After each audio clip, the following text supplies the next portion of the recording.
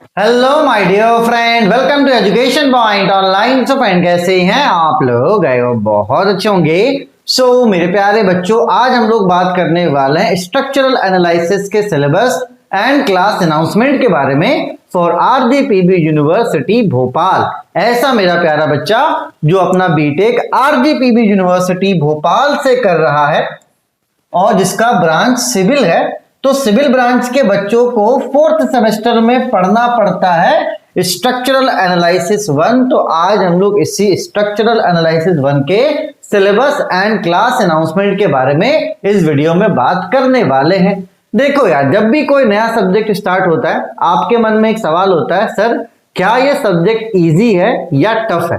देखो बेटा, यहां पर मैं आपको ये बोलूंगा कि ये जो है ना आपका स्ट्रक्चर का पार्ट है। स्ट्रक्चर का स्टार्टिंग कहां से होता है? अगर आप देखोगे तो सबसे पहले आपको पढ़ना पड़ता है मैकेनिक्स। क्या पढ़ना पड़ता है बेटा? पढ़ना पड़ता है मैकेनिक्स। मैकेनिक्स के बाद आप पढ़ते हो सोम, स्ट्रेंथ ऑफ मटेरियल, एंड सोम के बाद आपका प्योर स्ट्रक्चर का पार्ट शुरू होता है जिसको हम लोग बोलते हैं टॉस, थ्योरी ऑफ स्ट्रक्चर। ठीक है, थ्योरी ऑफ स्ट्रक्चर मतलब क्या बेटा? Structural analysis. और जैसे फिर आप टॉस पढ़ोगे ना, उसके बाद आपको मिलेगा आरसीसी, और आरसीसी के बाद आपको मिलेगा स्टील।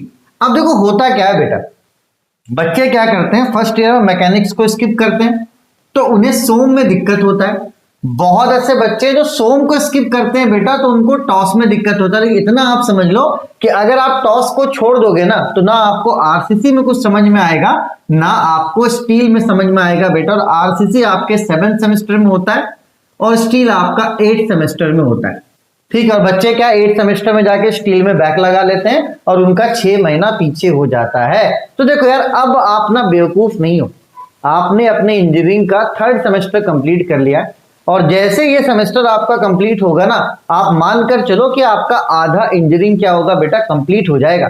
बच्चे पता क्या बोलते हैं, सर लेक्चर्स बहुत बड़े हैं। बेटा स्ट्रक्चर का पार्ट है। आप किसी बिल्डिंग का स्ट्रक्चर 2 मिनट में तो नहीं बना सकते। आप किसी भी बिल्डिंग का ना ड्राइंग बना सकते हो 2 मिनट में, ना स्ट्रक्चर आप 2 मिनट में बना सकते हो। तो भाई टीचर कैसे पढ़ाएगा? सब्जेक्ट तो टफ है, इस बात को आप मान लो। और अगले बार ना बेटा पूरा ही पूरा न्यूमेरिकल पूछा था, एक भी थ्योरी क्वेश्चन नहीं था। तो मैं आपको डरा नहीं रहा हूं, मैं बस आपसे इतना बोलूंगा कि टॉस में आपको स्टार्टिंग में दिक्कत जरूर होगा, बड़े बड़े लेक्चर्स होते हैं सर के, ठीक है। लेकिन आपको क्या है बेटा? पेशेंस रखना है। और अगर आप पेशेंस नहीं रखोगे तो आप फंस जाओगे, क्योंकि टॉस के बाद आरसीसी आएगा। आरसीसी में भी 2 पार्ट होते हैं, आरसीसी 1, आरसीसी 2। टॉस में भी 2 पार्ट होते हैं, टॉस 1 और टॉस 2। तो यहां पर मैं फिलहाल आपको डरा नहीं रहा, बस आपको इतना बोलूंगा कि आप नॉलेज के लिए पढ़िए। अगर आप ये सोचोगे कि सिर्फ एग्जाम में पास होने के लिए पढ़ें तो आप फंस जाओगे भाई, तो वो वाला काम मत करना। सोम में देखो सबसे ज्यादा इंपॉर्टेंट आपके लिए भी क्या था? Shear force diagram and bending moment diagram. तो जब आपका स्ट्रक्चरल एनालिसिस मतलब टॉस 1 स्टार्ट होगा ना, तो एसएफडी बीएमडी से स्टार्ट होगा। ठीक है, तो आपको पैनिक नहीं करना है। अगर आप सिलेबस को देखिएगा तो देखिए, पहला यूनिट है आपका virtual work and energy principal, इसमें भी न्यूमेरिकल है।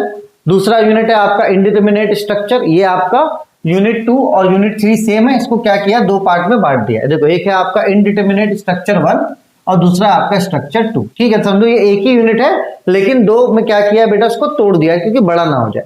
ठीक है,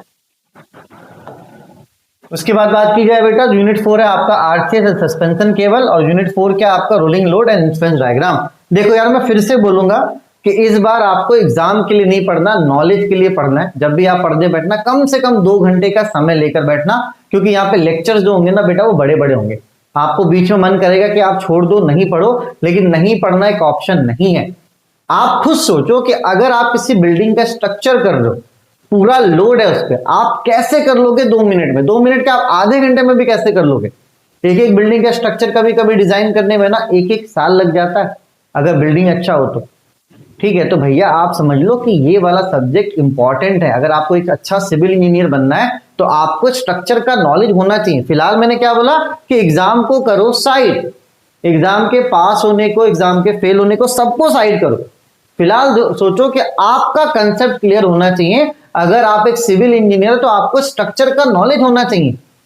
ठीक है, मैंने मैकेनिकल वाले बच्चों से भी बोला कि भाई साहब अब छोड़ो ये सब पास फेल का कहानी, हो गया, फर्स्ट ईयर निकल गया, अब आप फंसोगे नहीं। टॉस 1 टॉस 2 जो भी हो जुगाड़ करके आप निकाल लोगे, जैसे भी निकालना निकाल लोगे, लेकिन भैया आगे चल के क्या करोगे? हाँ, और इस बार क्या, अब तो आरजीपी भी टाइट हो गया। सोम में तो आपने देखा ना कि जो अच्छे से सोम पढ़कर गया होगा सिर्फ वही बच्चा पास करेगा। तो यहाँ पर आप पैनिक मत करना, पूरा सिलेबस आप अच्छे से पढ़कर जाओ। बड़े बड़े लेक्चर्स होंगे, लेकिन आप स्टार्टिंग से अच्छे मन से पढ़ोगे तो चीजें आपकी क्या होंगी बेटा, कवर अप हो जाएंगी। चलिए, तो सबसे पहले अभी आप यहाँ पर हो सिलेबस के वीडियो में। कहां पर भैया आप हो? यहाँ पर सिलेबस के वीडियो में। ठीक है, सिलेबस के बाद आपको पढ़ना है SFD and BMD, shear force diagram and bending moment diagram. इसको आपको अच्छे से आना चाहिए, तभी जाके क्या है बेटा, आप पूरा टॉस पढ़ पाओगे, अदरवाइज नहीं तो आप टॉस नहीं पढ़ पाओगे।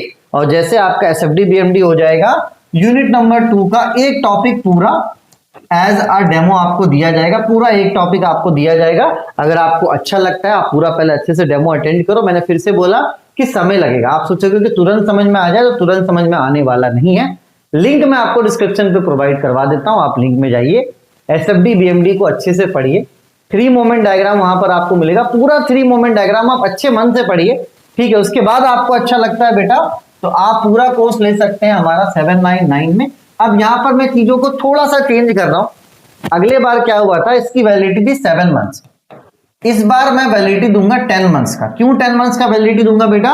10 मंथ का वैलिडिटी इसलिए दूंगा कि अगर आपका खुदा ना खास्ता बैक लग जाए तो आप उसको दूसरी बार पढ़कर दे सकते हो। इसलिए मैं वैलिडिटी क्या करूंगा, 10 मंथ्स करूंगा।